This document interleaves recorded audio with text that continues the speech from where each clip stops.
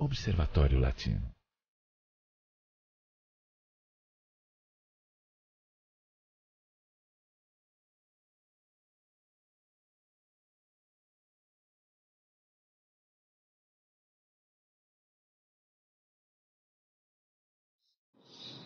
As Farc enviaram uma saudação, uma mensagem de saudação à CELAC. E é de tanta importância que eu quero ler. É pequeno, é uma nota pequena, e eu quero ler para vocês. Prestem bem atenção em cada palavrinha que eles escreveram.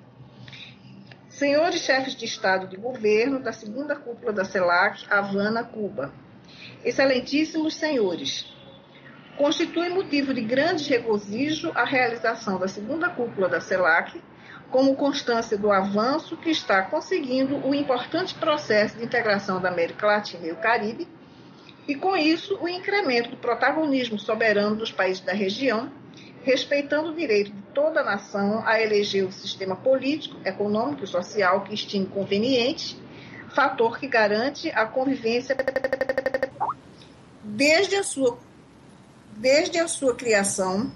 A CELAC erigiu-se em poderosa promessa de unidade e concórdia, fato que agora se fortalece com a instrução e a proposta de fazer de nossa América uma zona de paz que responderá aos princípios e normas do direito internacional e estará comprometida com a solução pacífica das controvérsias com o fim de desterrar, abre aspas, desterrar para sempre o uso da força, fecha aspas. Este magnífico ideal nos inspira para expressar-lhes nosso desejo de contribuir, com nosso máximo empenho, na realização de tão altos propósitos de humanidade, sobretudo pensando em um país como a Colômbia, que hoje sofre os estragos e o ensanguentamento que causam uma confrontação interna que ultrapassa meio século. Desejamos, e assim solicitamos, que a CELAC seja, ao lado dos guardiães e acompanhantes do processo de diálogos de Havana, uma das forças determinantes na potencialização dos progressos que já temos e na busca das soluções que permitam, por fim, ao mais prolongado conflito social e armado do hemisfério. Agradecemos profundamente a reiteração de compromisso de paz para o continente e desejamos-lhes os melhores êxitos em suas deliberações. Secretariado do Estado-Maior Central das Farc, Montanhas da Colômbia, 27 de janeiro de 2014.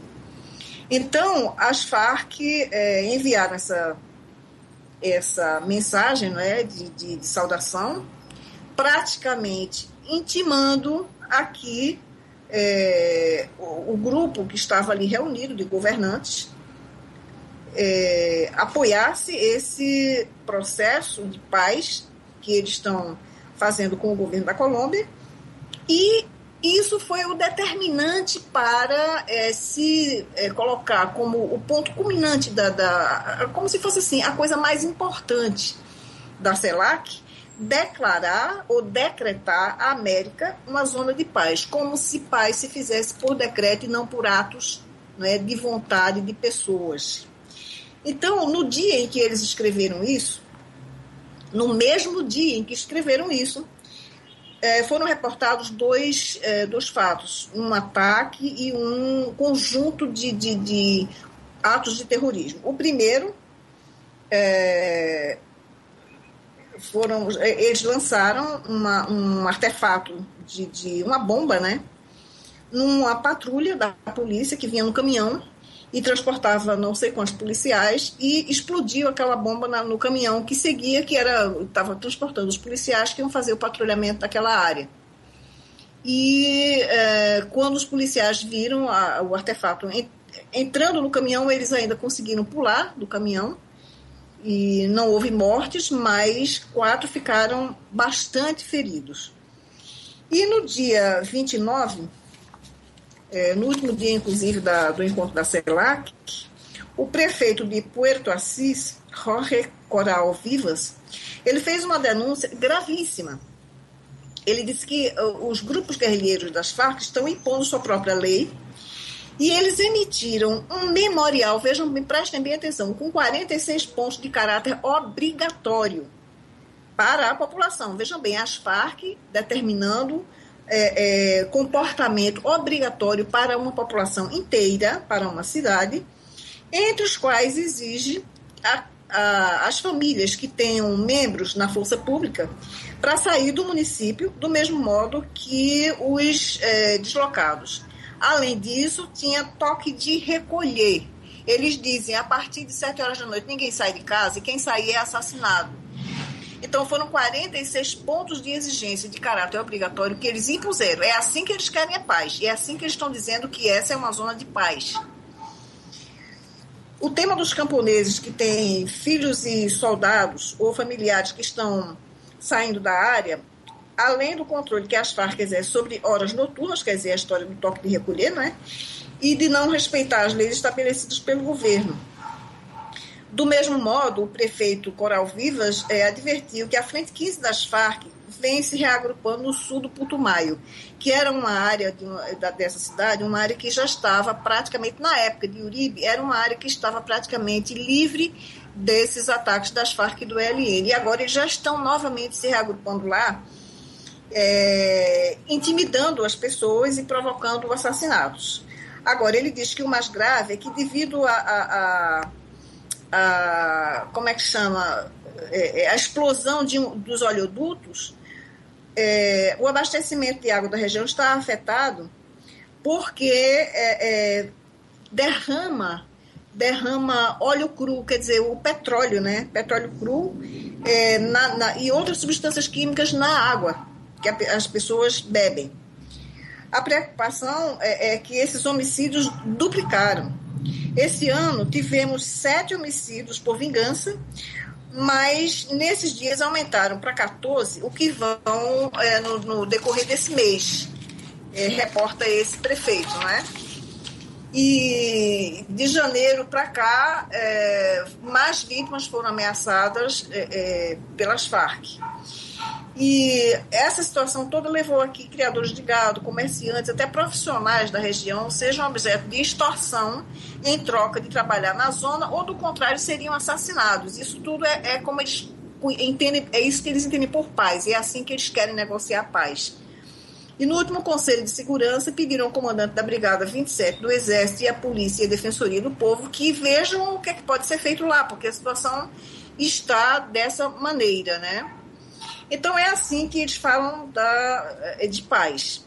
Agora, voltando a CELAC, isso daí eu falei desses eventos ocorridos lá na Colômbia, para mostrar que o discurso que eles têm para o mundo é um, e o que eles praticam na realidade é outra coisa bem diferente.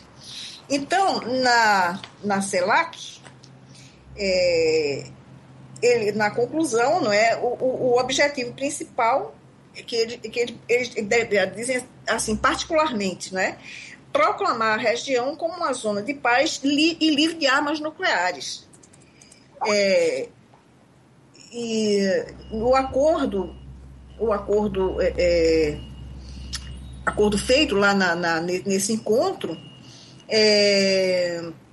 trata dessa questão. Quer dizer, as Farc foi que determinaram assim, o objetivo principal, não é? O objetivo principal não foi, como eles dizem assim, erradicar a pobreza, erradicar a fome e a desigualdade, não sei o quê. Isso tudo são, como é que eu digo assim? É para encher linguiça, porque esse tipo de proposições, eles já fazem em tantos outros desses encontros, que é impressionante. Eu não sei por que eles criam tantas agrupações. Já existe. O primeiro deles foi o Mercosul, quer dizer, o Foro de São Paulo foi o primeiro, né? Depois veio o Mercosul, depois veio o Unasul, depois veio o ALBA, depois veio o CARICOM e agora a CELAC. Para que tantos organismos que juntam as mesmas pessoas, os mesmos países e falam das mesmas coisas, é meio complicado de uma cabeça normal entender.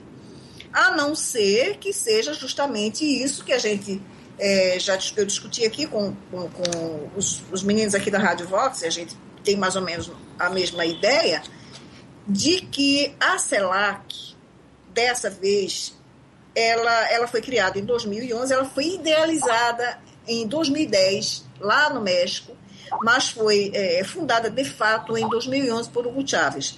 Em 2012, aliás, em 2013 foi que teve o primeiro encontro de fato oficial, que foi no Chile, que eu já comentei isso, em que o Chile ficou com a presidência pró-tempora e de lá passou-se para Cuba, não é? A presidência pró-tempore foi passada para Cuba. Por isso que o Raul Castro estava com o comando do encontro, e o país também deveria ser aquele que estava com a presidência pró-tempore, por isso foi feito lá em Cuba. Mas a importância dada a esse movimento, desta vez, presume que ou ele é o passo seguinte ao Foro de São Paulo, que já está consolidado, já conseguiu tudo que queria, não é? Então porque um desmembramento do Foro de São Paulo, isso é nítido e claro, e eu falei no meu artigo muito antes de a gente ter comentado essa história, de eu ver mais informações a respeito da CELAC. Mas presume-se, tudo indica, tudo leva a crer que essa CELAC, ela vem para dar continuidade ao Foro de São Paulo, como se fosse assim, numa casta hereditária, o Foro de São Paulo está entregando o bastão para a CELAC. O Foro de São Paulo talvez perca um pouco a importância no cenário latino-americano, e a CELAC que agora assuma essa posição de vanguarda, não é, desses movimentos, porque congregou lá em Havana, tinha mais de 400 dirigentes e chanceleres e não sei mais o que, fora os secretários-gerais da OEA e da ONU, coisa que jamais se viu. Inclusive, o Foro de São Paulo rechaçava essas pessoas sempre, não é? Cuba não tem nenhum acordo com nenhuma dessas duas organizações, inclusive foi expulsa, não é? Embora que em 2009 o Insulza tenha convidado novamente, tenha retirado essa punição a Cuba de participar da OEA, convidou para ela voltar novamente, e o Fidel Castro recusou, disse que não aceitaria de jeito nenhum, porque aquilo era um órgão do Império, não é? O Insulza fez essa como é que chama? Essa retificação, esse retorno de Cuba à OEA, sem que nada, absolutamente nada, tenha mudado no regime. Não é? Continua as perseguições, continua os assassinatos, continua a miséria contra o povo, continua a falta de liberdade absoluta, é uma ditadura de direito e de fato.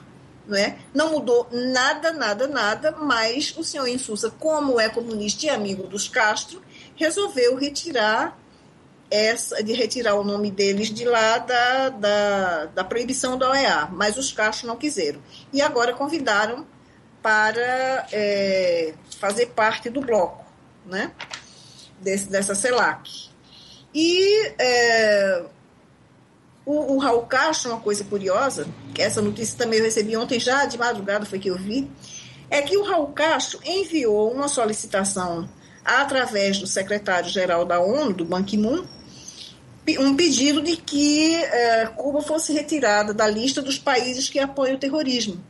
Não sei qual foi a resposta dele, eu ainda não recebi, não encontrei em lugar nenhum, não sei se ele ficou de pensar, se vai dar um tempo, ou se essa resposta foi dada secretamente, eu não sei. Mas eu sei que a solicitação foi feita. Então, quer dizer, aí as pessoas que não acompanham todo esse processo e que não estudam como é que são os movimentos revolucionários e como é a ditadura cubana, dizem assim, mas que maravilha, Cuba está se abrindo para o mundo, ela está a um passo da democracia, as coisas melhoraram muito, ela está se abrindo para o capitalismo. Não, não e não. Isso é uma mentira rotunda, é um ledo engano. O que Cuba está querendo fazer é mostrar para o mundo que ela é muito boazinha e que não é aquele monstro que se pinta, para poder ter mais adeptos, mais pessoas beijando os pés deles e jogando dinheiro lá dentro, que é a única coisa que interessa a eles. Porque até assim, acordos comerciais, eu queria entender para quê, porque o povo não tem acesso. O povo não tem acesso à comida, o povo não tem acesso à internet, o povo não tem acesso a celulares, a carro, a bens de consumo nenhum. O que os cubanos têm, os cubanos que não pertencem a ditadura, quer dizer, que não pertencem ao Partido Comunista ou fazem parte do governo, e que tem algum bem de melhor qualidade, recebem de presente dos seus parentes que estão lá em Miami. Não é porque eles têm o dinheiro para comprar ou que tem a mercadoria para ser vendida em Cuba, não. Por quê? Há as lojas, qualquer turista que for lá vai encontrar shopping, vai encontrar lojas, boutiques e coisas de luxo, como tem em qualquer outro país, mas isso é para o turista, o cubano a pé não pode entrar, nem tem dinheiro para comprar. Então, o que o Raul Castro fez com essa história, o que ele está fazendo com toda essa movimentação, e que eles disseram que a CELAC foi um grande feito para o mundo, né, que Cuba tivesse aparecido dessa maneira, com todo esse aparato, com toda essa coisa, não foi outra coisa que mostrar para o mundo que, olha, nós somos maravilhosos. Agora, o que ninguém falou é a quantidade de presos que foram, de pessoas que foram presas. 250, eu tive conhecimento de 250 opositores presos mesmo, fora os que tiveram prisão domiciliar, quer dizer, não puderam sair de casa, né, foram impedidos de botar o pé fora da porta de casa, e prostitutas e mendigos e tudo que foram varridos para uns lugares assim de mais de 15 quilômetros de distância. Então ficou assim, uma ilha paraíso, né? Inclusive aquele prédio monumental, que se vocês forem ler meu artigo e virem o vídeo que tem da abertura do programa, vão perceber que é uma obra de estrutura assim faraônica, não é? Foi uma edificação que foi feita especificamente para esse encontro da CELAC, que deve ter custado uma fortuna, mas não saiu do bolso deles, nem dos cofres do Estado cubano. Por quê? São os idiotas que dão o dinheiro para manter aquilo dali, como a senhora Dilma, que levou aquela fortuna nossa para lá. Não é? Então, era isso que eu queria falar a respeito dessa questão, e que me chama a atenção, mais uma vez, tanto quanto foi quando surgiu o Foro de São Paulo, é que a mídia nacional, nem a televisiva, nem a impressa, ou mesmo a midiática, a de internet, a cibernética, não se falou nada, ou pelo menos não se deu a ênfase que deveria ser dada com essa tal de CELAC, né? Isso não foi levado em consideração absolutamente. Falou-se assim, porque Dilma viajou a Cuba, porque foi inaugurar o Porto do Mariel, e foi participar de um encontro chamado CELAC, ponto. Se vocês perguntarem a qualquer pessoa mais que só se informa pela televisão o que é CELAC, elas não vão saber. Não vão saber que houve aquele encontro, não vão saber que ali estavam quase 400 chefes de Estado reunidos, tramando contra seus povos, né? Porque dar apoio às Farc num processo fraudulento, mentiroso, não é? Que eles não estão querendo paz, eles não estão fazendo paz, eles continuam tentando assassinar pessoas, assassinando, derrubando oleoduto, derrubando estações elétricas, deixando as pessoas meses sem energia, sem água, não é? Poluindo rios com o óleo que derrama do oleoduto. Quer dizer, eles continuam fazendo tudo o que sempre fizeram, não deixaram de fazer nem um dia sequer. No entanto, chega até o senhor Ban Ki-moon e dá a sua bênção ali, todo mundo beijando os pés daquelas múmias, como se eles fossem grandes democratas preocupados com o bem-estar do povo, com a paz mundial, finalmente, né? Então, era isso que eu queria ressaltar nesse programa de hoje. Talvez eu ainda volte mais adiante a falar novamente dessa CELAC, porque todo dia surge uma informação nova, porque essas coisas não saem todas de uma vez. E como eu sei que a mídia não vai publicar, então pode ser que eu, ou num programa desses que a gente faz, desses boletins da tarde e da noite, ou no meu próprio programa, eu talvez volte a falar desse tema. Agora eu vou fazer um pequeno intervalo e colocar a música oficial desse programa, porque é só com esse tipo de gente que eu lido.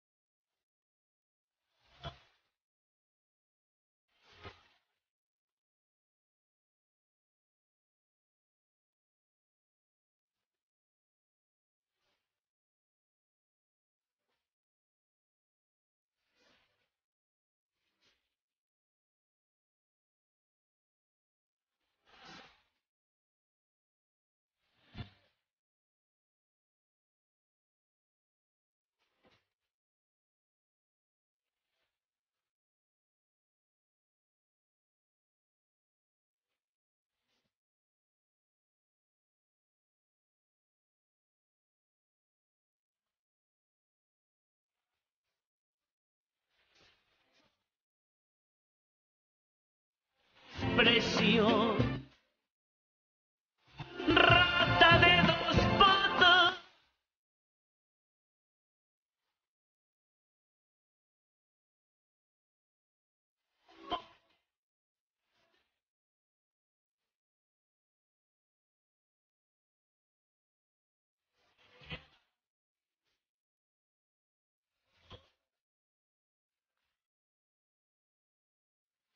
Siento inútil.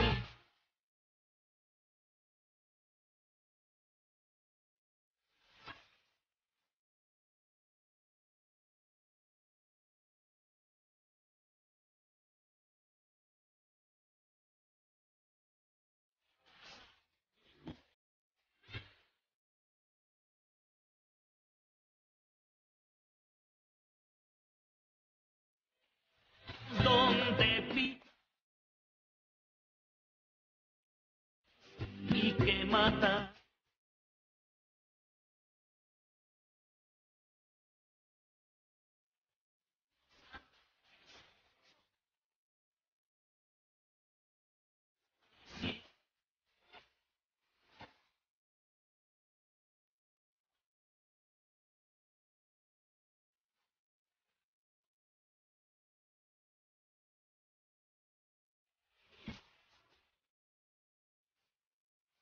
Con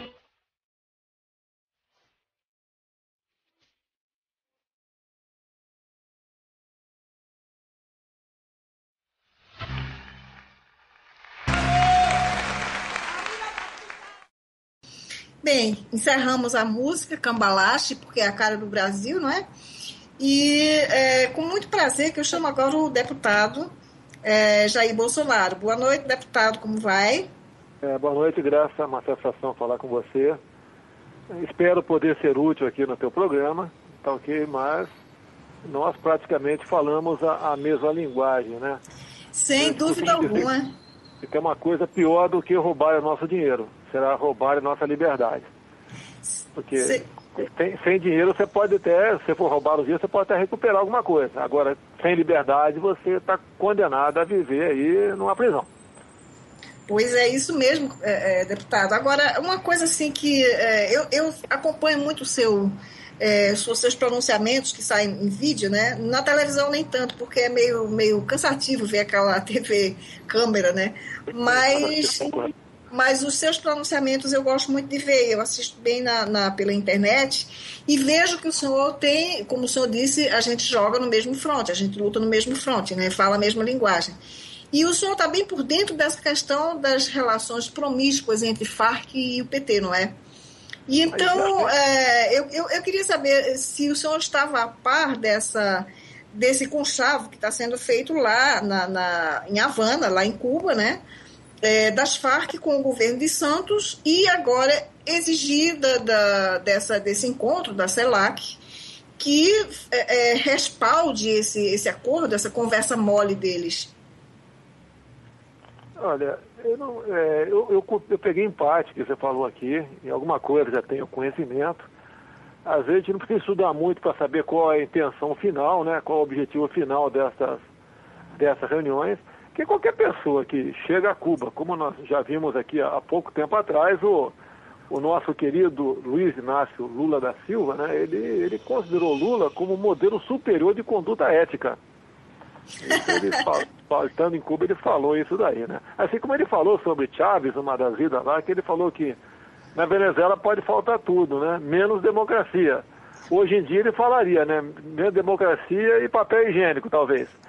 Pois é. Ela também a sua intenção. Eu costumo dizer que você não encontra ninguém desse partido de esquerda, em especial o PT, que tenha sido empresário, comerciante, agricultor, um grande estudioso. Não tem. É gente que veio do movimento sindical ou da ociosidade através das mentiras, né?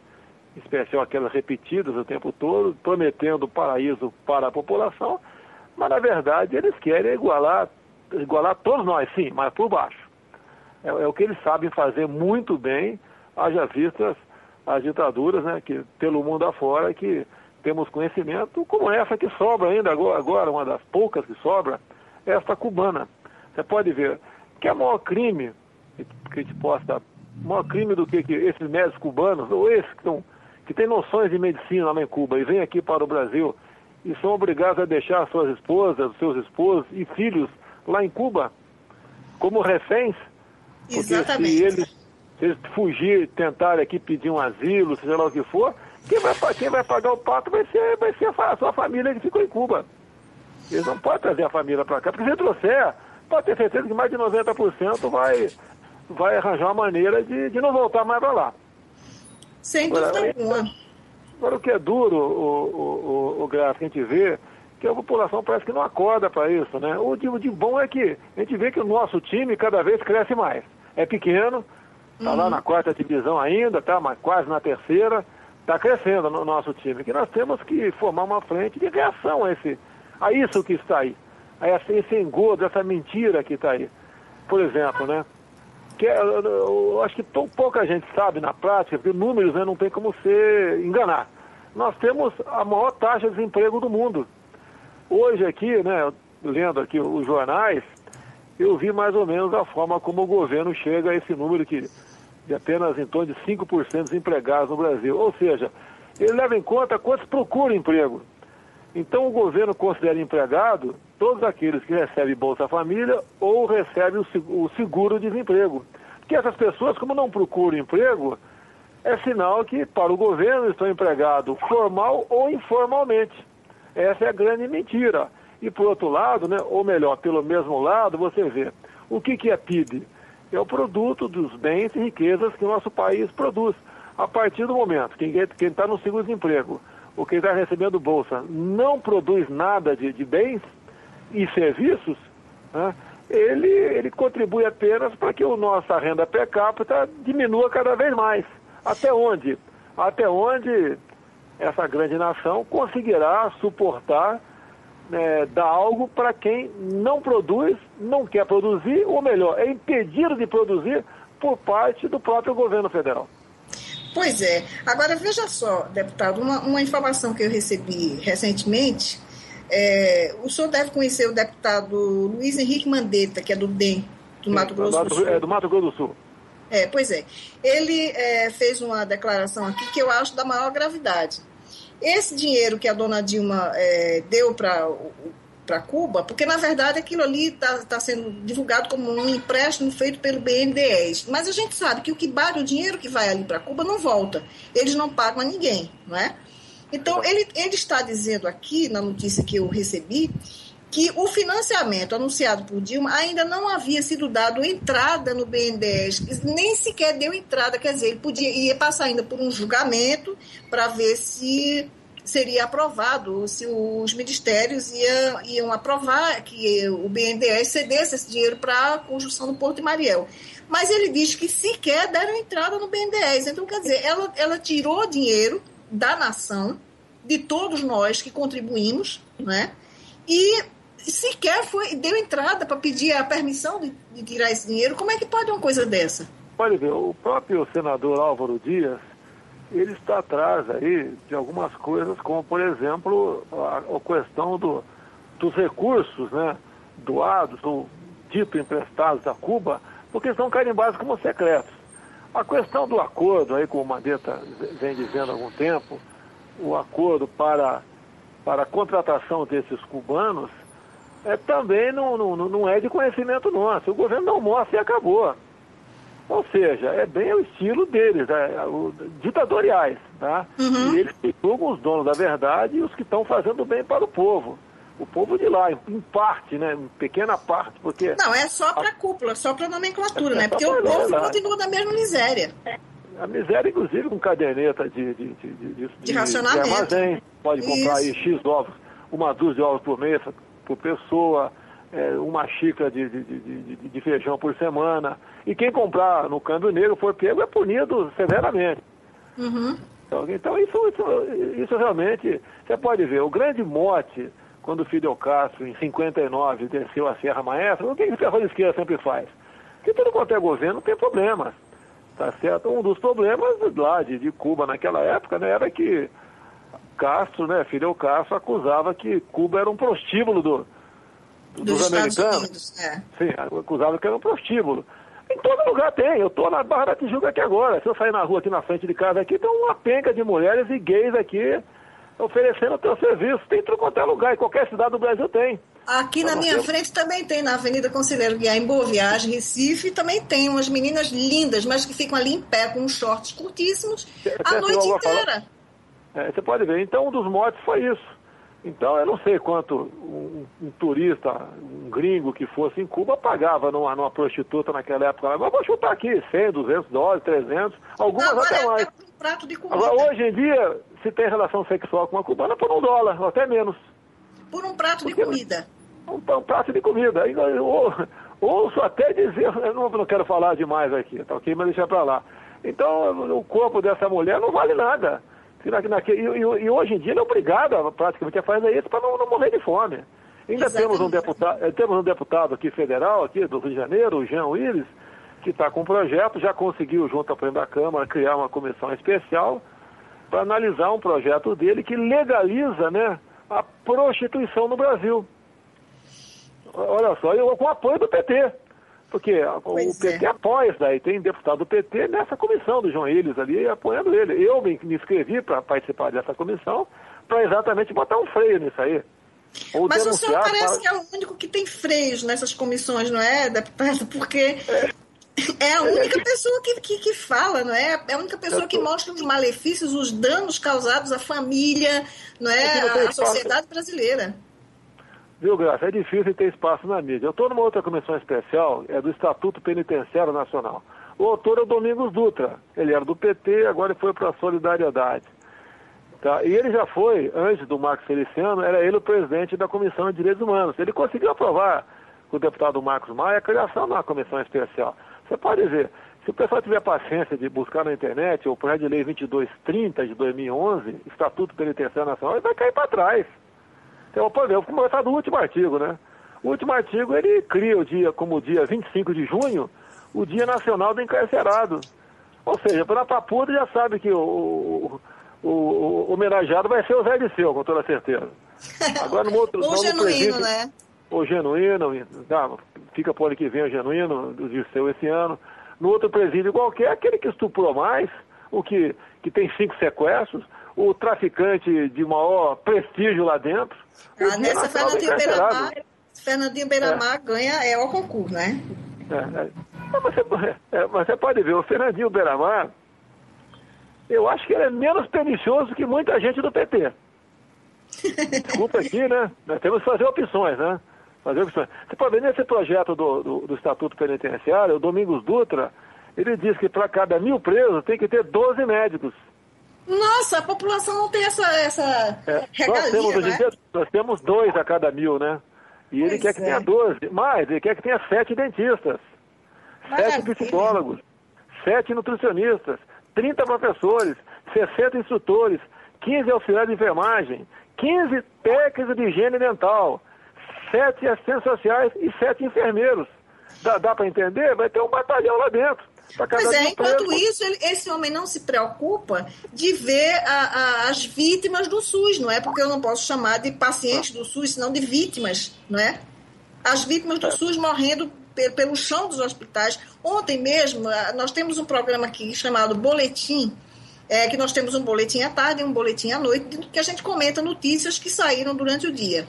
E uma pessoa, um médico do Rio, nos enviou umas fotos assim que a gente já imaginava, mas ver a foto tirada por uma pessoa que estava presente no ato é chocante demais. 2 cirurgias, uma pessoa segurando uma lanterna numa cirurgia, porque não tinha energia no hospital, e a outra é uma cirurgia de mão feita no Piauí, se não me falha a memória, em que está sendo iluminada a área da mão onde está sendo feita a cirurgia com a lanterna do celular.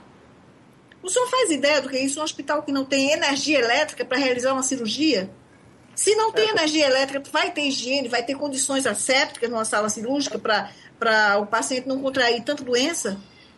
Eu tive lá com o Mandetta, com o Ronaldo Caiado, entre outros pouquíssimos deputados federais da área de saúde, nessa questão do programa do governo chamado Mais Médicos, que são os cubanos que vêm para cá. O grande problema é o seguinte, não adianta você detectar que uma mulher está, por exemplo, com um tumor nos seios, se você não tem como extirpá-lo dali, como tratá-la. Pois é. Você não tem como, um homem está com câncer de próstata, você não tem como fazer a cirurgia. Então nós temos que ter meios para detectar e resolver o problema. Eu vi há poucos dias aí numa TV estatal, as médicas cubanas lá na região amazônica, né, andando de barco, e vai apalpa uma senhora, apalpa um senhor, e vai embora sorrindo, o cara fica sorrindo para trás. Não mostrou qual o problema que ele tinha e qual o tratamento que foi dado. Como se o médico tivesse as mãos mágicas, né? A mão santa. Pois é, a mão santa que toca e faz o milagre, né? Você pode ver, até para você quiser mudar de assunto, né? Mas a questão do estatuto penitenciário, está previsto salão de beleza para as presas.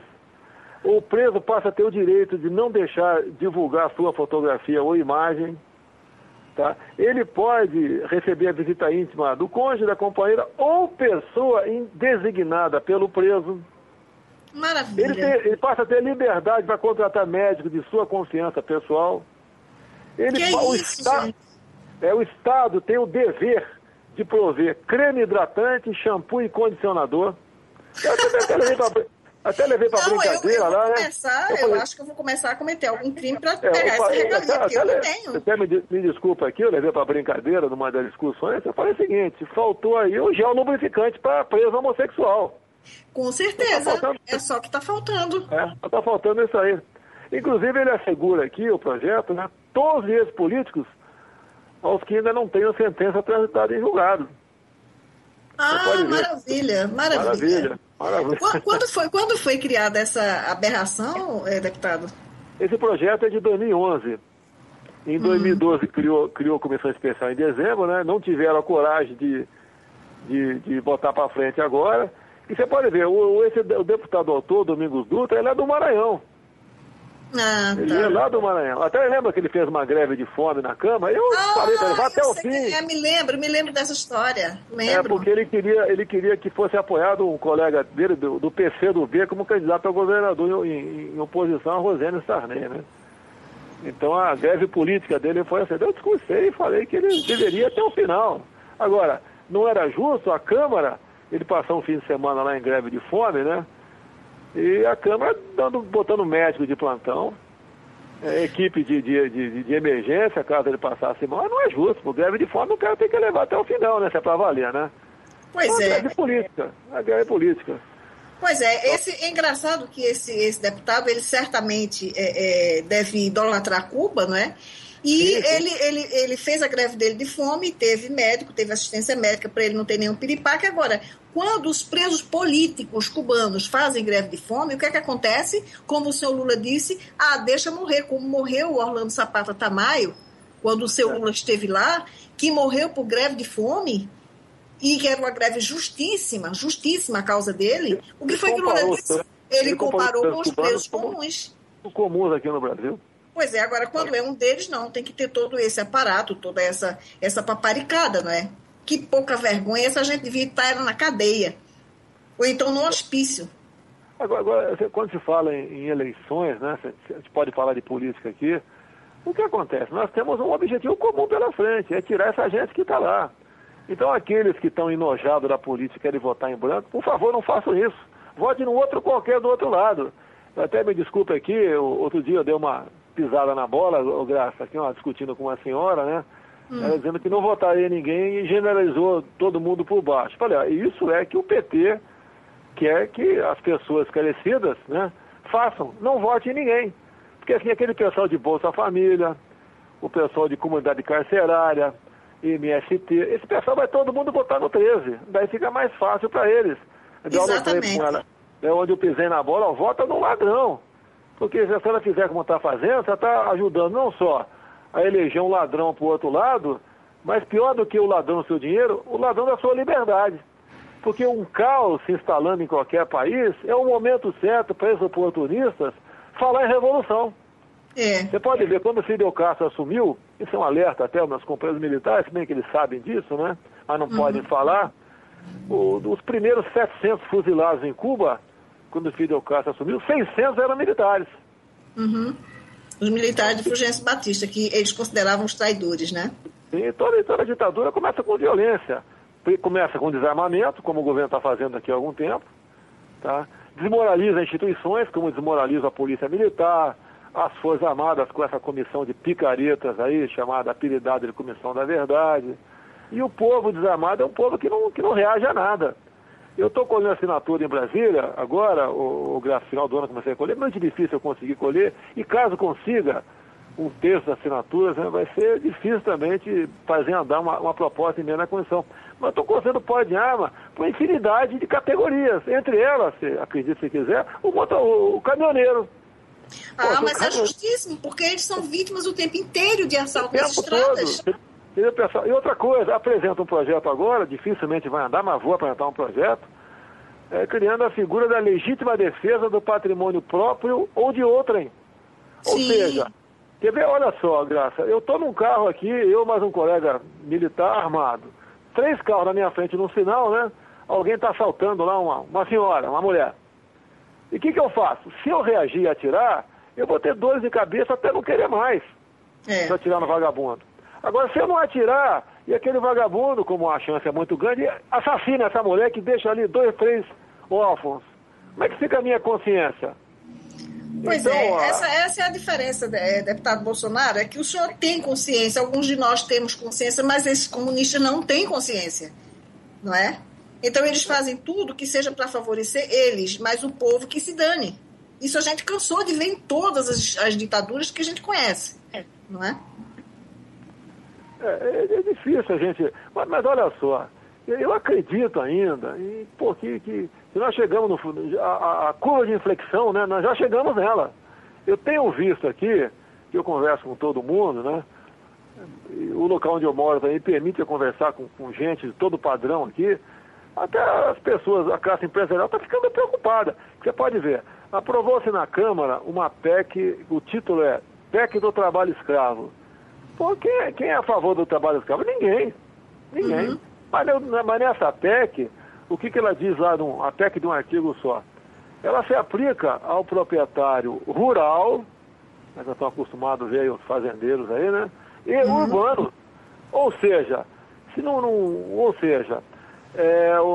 qualquer dessas pessoas que venha praticar o trabalho escravo ou análogo à escravidão, onde já começa a ficar complicado, análogo à escravidão, a pena para o proprietário rural ou urbano é expropriação do seu imóvel. Quer ver uma coisa, Graça? Vamos supor que a tua vizinha aí, o quarto de empregada, tenha uma ventilação inadequada. Ela pode ser denunciada e vai ser constatado como aquilo é um trabalho análogo à escravidão com a empregada doméstica dela. Ela vai perder o apartamento. Pois é, mas eu tenho a impressão, a gente discutiu isso aqui, acho que ontem ou anteontem aqui na Rádio Vox, e a impressão que eu tenho disso, deputado, é o seguinte: a gente já está com o pé bem dentro da ditadura, né? E eu tomo sempre como base Cuba e Venezuela, porque a Venezuela copiou tudo de Cuba e a situação de lá é exatamente assim hoje. As pessoas já não têm mais o que comer, também já não têm papel higiênico, não têm direito não tem mais liberdade de expressão, enfim. E aqui o que é que eles estão fazendo? Chávez expropriou uma infinidade de empresas e o Maduro agora expropriou 100 empresas de uma só vez, de uma tacada só, já em janeiro, só esse mês. Então, o que é que o governo daqui quer fazer? Ele não tem como fazer, porque tudo aqui se processa de maneira mais lenta por causa do tamanho do país, da estrutura do país. Aí, o que é que eles fazem? Eles criam esse tipo de lei, porque agora qualquer pessoa pode chegar e dizer: eu aqui sou um trabalhador escravo. Como a gente sabe que o Ministério do Trabalho sempre trabalha em favor do trabalhador, quase nunca em favor do empregador, aí o que é que vai acontecer? Vão expropriar a empresa. É a forma que eles estão encontrando de expropriar a iniciativa privada. É isso que eles estão querendo. Eu acho que eles vão meter o pé no acelerador caso essa senhora que está em Brasília agora consiga a reeleição. Daí eles vão acelerar tudo isso aí. Com toda certeza, ela conseguiu a reeleição. A vida desses cubanos aqui já ela indulta Zé Disseu, Genuíno, ela bota quem ela quiser para fora, esse mensalão para fora agora em dezembro desse ano mesmo. Ela bota para fora todo mundo. Com certeza. Ela recompõe o seu time. Com certeza. Essa vida desses cubanos, que eu já escrevi um monte de artigos sobre isso, inclusive esse último que eu escrevi essa semana, se o senhor puder ler, eu aconselho que o senhor veja que ali tem muitos dados, inclusive dados numéricos. O projeto é para colocar aqui dentro 13 mil cubanos, se dizendo médicos, né? Porque a maioria não é. E então, esse é o primeiro passo que eles fazem, é colocar os cubanos dentro do país. Depois desses médicos já se fala que vão mandar educadores, e eu não entendo como é que eles vão alfabetizar crianças brasileiras que falam português se eles só falam espanhol. Né? Aí depois virão os desportistas, depois virão os técnicos. Eu já ouvi comentários de que vão mandar técnicos da PDVSA lá da Venezuela, que são cubanos, com nacionalidade forjada venezuelana, vão vir para cá, para Petrobras. Então é assim, eles vão infiltrando essa gente no país e vão minando. É assim que eles vão tomar o país. Eu tenho uma passagem minha pela Venezuela, uma coisa rápida lá, e conversei com gente de confiança brasileiro lá, né? O Chávez tinha como segurança 1.500 cubanos. É verdade, eu sei disso. Porque ele sabe que por segurança dele, ele poderia sofrer um atentado lá, não. Se um cubano fizer besteira, o nego guilhotina a família toda em Cuba. Então, pois é. Então e eles têm uma vida um pouco melhor lá, né? Então eles não querem, vão ser leais aí ao seu amo, no caso ali, o Chávez ali. Então, e aqui no Brasil falta pouco para isso. Eu não sei como não botaram na defesa ainda cubanos aqui no Brasil. Mas vamos botar, viu? Vamos botar. Vão, não há dúvida que vão. Não há dúvida nenhuma, porque, por exemplo, na Venezuela, eu não sei se o som está a par, mas eu acompanho a Venezuela desde 2001. Né? O meu blog Nota Latina, se o senhor der uma passadinha por lá para dar uma olhada, o senhor vai ver o assombro de coisas que eu já documentei ali. E, para o senhor ter ideia, o Ministério da Defesa, que funciona num forte, o Forte Una, ali dentro do Forte Una, os postos de comando estão nas mãos de cubanos. Ali dentro desse forte, onde funciona o Ministério da Defesa, os camaradas das Farc têm escritório lá dentro. Ali eles negociam o tráfico de cocaína, ali eles negociam armas, entendeu? Tudo rola dentro do mais alto patamar do governo e dos militares, o que é pior. Infiltração total nas Forças Armadas. Imagine o governo brasileiro aqui, né, como já alguns de seus assecas mais leais já sinalizaram que seria bom aqui nós começarmos legalizando a maconha. Pois é, né? Pois é. Daí vai em frente. Com as Farc aí, financiando tudo, né? Imagine como fica. E nós temos esse problema agora no Supremo Tribunal Federal, essa OAB também, que trabalha aí por esse governo, tornando inconstitucional aqui as doações de empresários para campanhas políticas. Graças a Deus, Graça, eu nunca precisei, nunca aceitei a doação de ninguém. Um tempo atrás, uma empresa me ofereceu, mas como queria continuar tendo a liberdade de defender o armamento no Brasil, eu não aceitei recurso de uma empresa das armas aqui para a minha campanha, né? Então, nós temos realmente aqui, a partir do momento que o empresário vai poder doar mais nada, quem vai doar? Porque você pode essas doações para Genuíno, para Delúbio, com toda certeza, quando são doações não identificadas, se você quiser doar pouca coisa, se você quiser botar na minha conta pouca coisa, você pode botar, tá certo? Ninguém vai. Como é que eu vou saber quem foi que botou? E a princípio isso aí é legal. Então, o próprio o dinheiro que vem de fora, ou de desvio aqui de dentro, já que na corrupção que é bastante grande aqui no nosso país, se distribuiu entre companheiros para botar na conta para livrar a cara dos mensaleiros aqui na dívida que eles tinham junto à justiça. Exatamente. Eu vi que o Delúbio conseguiu mais de 1 milhão, né? E que já iam repassar parte da dívida, parte desse dinheiro arrecadado, já iam repassar para Genuíno, para Disseu, para não sei quem mais. Quer dizer, é um acordo entre amigos, né? E quem doou esse dinheiro está sendo conivente com o crime também, não é? Você pode ver, no Brasil aqui, como um todo, né? Para uma família doar R$300, é difícil para essa família, pesa no orçamento. Uhum. Então, e para receber 1 milhão, se fosse R$300 cada um, cada família, uma pela outra, doasse R$300, né? Para chegar no 1 milhão, são um pouco mais de 3 mil pessoas doando. Não, isso não é verdade, isso não existe. Isso não existe. Não existe, é deles mesmo. É deles mesmo. Dos caixa 2 que eles fazem, 2, 3, sei lá. Como o próprio Belo dizia, de recursos não contabilizados, né? Você pode ver, o governo, quando perdoa essas dívidas de ditadores cubanos, com qual a intenção? Um que são amigos dele, o outro é que o BNDES pode voltar, as empreiteiras podem voltar a trabalhar naquele país que não é mais inadimplente. É porque uma parte desse dinheiro não fica aqui ou não vem para cá. Então, com toda certeza vem. É muito amor com o ditador. É muito amor de graça. Agora, não tem respeito com o povo brasileiro. Nenhum. Respeito zero. E aqui parece que a sociedade está anestesiada. Que a imprensa, mal ou bem, noticiou esse caso do porto aí de Cuba. A gente não vê qual é a reação. A gente vê a reação na casa dos leitores, etc, etc. E daí, mas a própria oposição, eu acho que só o senhor, e no caso esse deputado Mandetta, é que estão se queixando, que estão reclamando, botando a boca no mundo, mas o resto não fala. A gente não tem oposição. São poucos deputados que eu gostaria de evitar falar não, para não fazer injustiça. Eu conheço o Caiado, o próprio Mandetta. Tem alguns, o Haroldo de Oliveira aqui do Rio de Janeiro tem falado também. Mas nós ficamos, basicamente, a reclamação fica dentro da Câmara, a imprensa não dá espaço. É verdade. Você pode ver. Tem questões lá, você pode ver. A questão quando foi votado um projeto de decreto legislativo para restabelecer o mandato lá do João Goulart, só eu falei o tempo todo, eu não ganhei uma linha em jornal nenhum. Mesmo mostrando que, pelo menos, em certo momento eu falei, acabou a farsa do golpe de 31 de março, né? Porque quem caçou o João Goulart foi o Congresso, no dia 2 de abril. Acabou a farsa. A gente não ganhou espaço na mídia. E daí se o senhor quiser, veja bem, a Rádio Vox está aberta para o senhor. Se o senhor até quiser ter um programa fixo na rádio, será um prazer muito grande para nós. Não, a rádio está... Eu prefiro de vez em quando, ali, tiver alguma novidade, se me der a honra de participar, eu fico muito feliz, né? A gente começa o ano agora, a gente vai ter muitos assuntos pontuais, né? E de acordo com o interesse também dos seus ouvintes, que têm acesso com vocês, a gente pode falar alguma coisa, esclarecer, debater, ouvir também, para a gente redirecionar alguma coisa que porventura não esteja fazendo certo. Porque não, o que eu mais quero, e você quer, tenho certeza disso, quem está do teu lado, é a liberdade aqui no Brasil.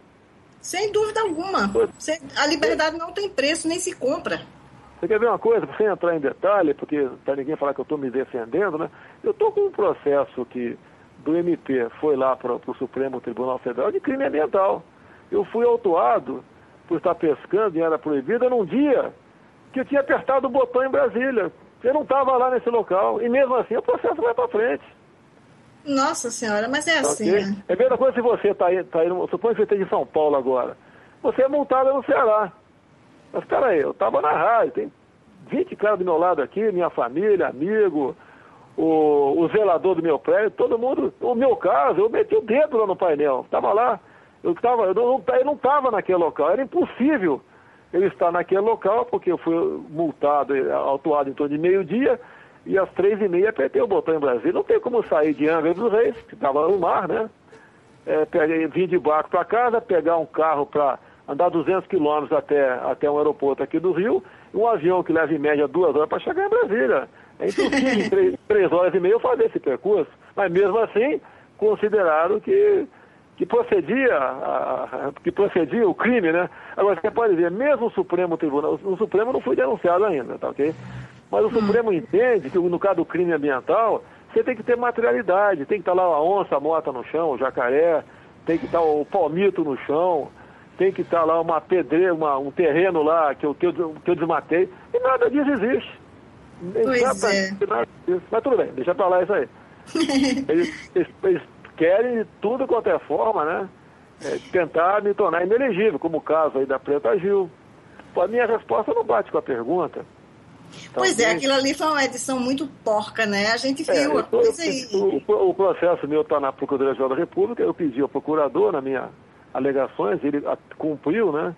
Ele pediu ao Supremo Tribunal Federal, então, a pedido meu, caiu na mão do Ricardo Lewandowski, o ministro, e o Lewandowski, então, notificou a Polícia Federal para que fosse a TV Bandeirantes, o programa CQC, e desse a fita sem edições. No prazo hábil não foi cumprido. Eu não sei agora nesses dias se chegou a alguma coisa nesse sentido, mas está completando 4 meses que, eu não sei se já entregou, se entregou atrasado, repito aqui, essa fita sem edições, para a gente ver o que aconteceu. Exatamente o que aconteceu. Porque me enquadrar como racismo, eu não sei quantos anos de cadeia dá isso aí, é brincadeira. É brincadeira no programa humorístico.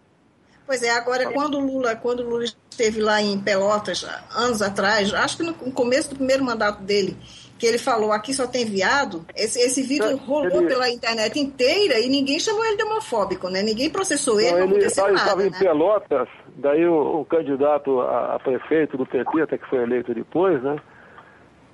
O candidato falou para o Lula que Pelotas estava se tornando um grande polo exportador. Daí o Lula falou, exportador só se for de viados. Pois é. Sem problema nenhum. Ninguém nem se importou, não aconteceu nada, né? Agora, deputado, o Christian de Rosa, que é um dos proprietários aqui da Rádio Voz, meu companheiro de trabalho aqui, ele está lhe fazendo uma pergunta. Eu não sei se o senhor aceita perguntas? Se eu puder responder, tudo bem. Se não puder, não, acho que sim, é a sua opinião. Ele está querendo saber, aliás, são duas perguntas que se casam. O do Christian, ele quer saber se o senhor acha que o que está representando esses protestos como rolezinho, se isso faz parte do processo revolucionário. E o Matheus está perguntando também se o senhor está sabendo que o Netinho filiou líderes do tal rolezinho em grupos ligados ao PCdoB. A segunda informação aí do Matheus, né? Eu tenho conhecimento, não oficialmente, mas tenho conhecimento que teria filiado sim, em São Paulo teria. Um dos candidatos pelo PCdoB seria o representante do rolezinho, a bandeira vai ser o rolezinho. Quanto ao Christian, eu entendo também, porque nada como você criar um caos para chegar depois do salvador da pátria, né? A Dilma salvadora da pátria. Vou ter que dar um freio aqui, cortar aqui, degolar lá, não sei o quê, para botar o país em ordem, né? Eu entendo sim, faz parte disso. Até porque você pode ver, as autoridades do governo se calam ou apoiam. A Maria do Rosário mesmo diz que a questão do rolezinho é uma questão de preconceito contra negros e pobres. Quando você vê que uma parte considerável são brancos e ricos que participam disso aí. Pois a garotada nossa ela é muito suscetível, né? As propostas salvadoras da pátria. E daí se apegam rapidamente a essas bandeiras. Agora, o problema é que depois que acontece, né, depois que um regime muda, para você dar a última forma nisso é muito difícil. Você pode ver, a de Fidel Castro ali, só fazer as contas, começou em 59, já está com mais de 50 anos, e não tem prazo para acabar. Tá? Se Fidel Castro morrer hoje, vocês vão ver, vai ter um congestionamento de tráfego aéreo de aviões brasileiros oficiais lá em Havana. O pessoal que vai lá lamber as botas do presunto lá, Fidel Castro. Eu tenho pena do diabo, mas tudo bem. E depois se não tem o Raul Castro. A luta oficial aqui no país, né? Vai tranquilamente. Tá ok? E você pode ver, uma pessoa que adora tanto, né? Se eu tô com a camisa do Palmeiras, gritando, Palmeiras, Palmeiras, tá na cara que eu não sou corintiano, pô. Então o corintiano vai acreditar que torce pro Corinthians, eu não torço pro Corinthians. O pessoal do PT, Dilma, Lula, etc., torce por um regime igual de Fidel Castro. Quando eles vão lá, parece que aquela criança de 3 anos deu um pirulito para ela, aquela cara de felicidade. Na Câmara mesmo, o pessoal do PT trata aí a questão cubana como revolução. Lá não foi golpe. A nossa própria imprensa, você pode ver, Graça, a nossa própria imprensa se refere a Fidel Castro como líder, ex-presidente, e ao Raul Castro como presidente. Agora, quando fala em Figueiredo, é ditador. Figueiredo e Pinochet são ditadores. Agora, os Castros são presidentes, né? É impressionante isso daí. Eu vivo batendo muito em cima dessa questão da linguagem, né? Dessa distorção da linguagem. É direto aqui. Você pode ver, eu vejo aqui um jornal Globo aqui do Rio, por exemplo, né? A questão de editoriais ali. Vários parlamentares têm espaço. Eu, algumas vezes, fiz matéria, escrevi, mandei.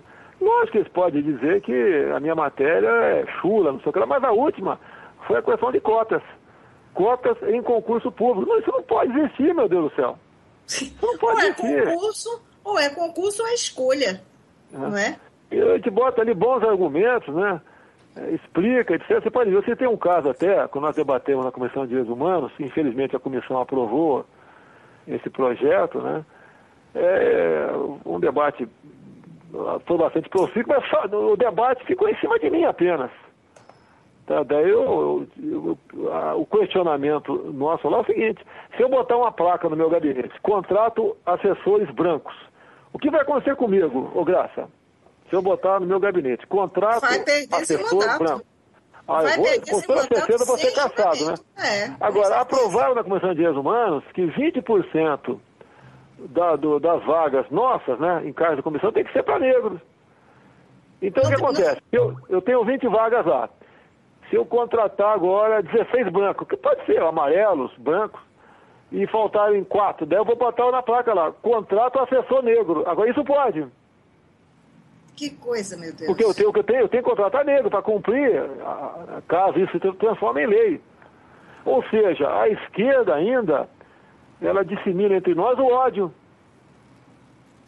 A minha esposa é descendente de africanos. Agora, quando eu falei isso uma vez, a primeira coisa que eu falei é a seguinte: não quer dizer porque ele seja casado com uma afrodescendente que não seja racista. Então eu casei com ela de sacanagem. É só para sacanear, para maltratar ela em casa, para judiar. Eu tenho uma filha com ela, para maltratar essa filha. Deve ser para isso, pô. Tô maluco. É uma inversão total Eles fazem um malabarismo para distorcer a realidade, que é impressionante, né? Deus do céu. Eles pregam a igualdade, né? Mas não complementam a igualdade. Só tem uma maneira de conseguir a igualdade por baixo, em vez de se pregar. Eu prego, por exemplo, que mais gente realmente tem ascensão social por mérito. Até porque não tem como você ter ascensão social sem mérito, né? Nem a esquerda consegue fazer isso aí. A não ser que você seja do partido deles. Sim, isso daí com certeza. Daí você pode realmente almejar uma posição de destaque. Lá fora isso não. Então, agora isso aí, o que eu sofro, agora, tá um negócio, eu durmo em casa, tranquilo. Eu não trago a minha consciência, tá? Quero o melhor do meu país. Eu não defendo o 31 de março dos militares, eu falo a verdade sobre o 31 de março, sobre os militares. Quando você fala para um grupo de garotos, como eu sempre falo na Câmara, que todo mês tem uns 80 vão para lá, né? A faixa etária 17, 18 anos de idade, ok? Quando eu falo, olha, Castelo Branco foi eleito no dia 9 de abril de 64, isso não é golpe. O Ulisses Guimarães votou nele.